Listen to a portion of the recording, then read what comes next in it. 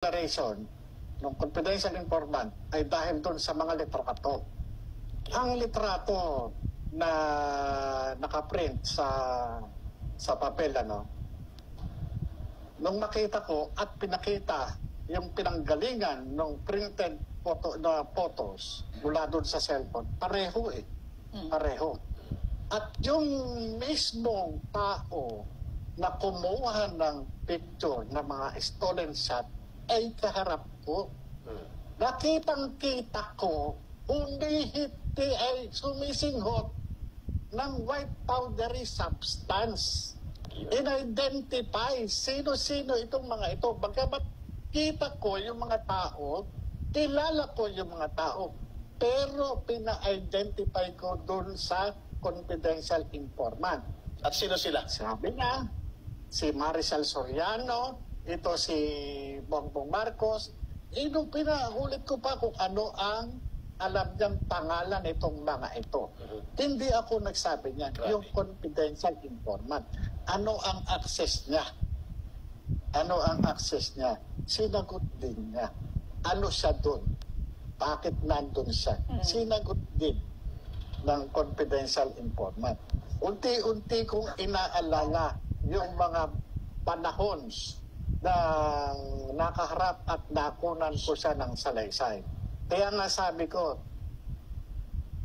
itong pinagmulan ng tao na to, sabi ko, ito lang yung po pwedeng maging daan para muli ko siyang makaharap doon sa Senado.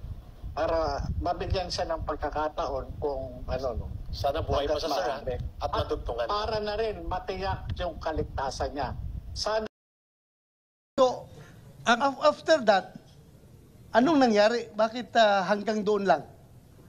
Hindi nga po natuloy. Yung sinasabi po kanina ni Director General Lasso, na wala doon sa kanilang compilation, hindi nga po natuloy itong operation na ito. Hindi natuloy.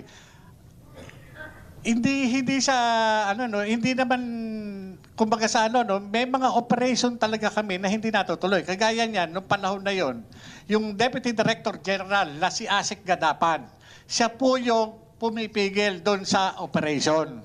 Siya po yung pumigil. Later on po. Sige, continue. Later on po, bago po ako pumunta ng ILEA nung 2012, nung nagkaroon ako ng pagkakataon na makapag-usap sa kanya, nung binanggit ko uli sa kanya, yung trabaho na yon, sinabi po niya na wag yun nang tuloy kasi merong utos sa taas, sa Malacanang. Sinong nag-utos? May binanggit siya? Allegedly po, si Executive Secretary Paquito Ochoa. Yun po yung sinabi niya sa akin na yun yung nagpa sa kanya. Kumsek, take note. You invite the next in the next hearing former Executive Secretary Ochoa. Paquito Ochoa.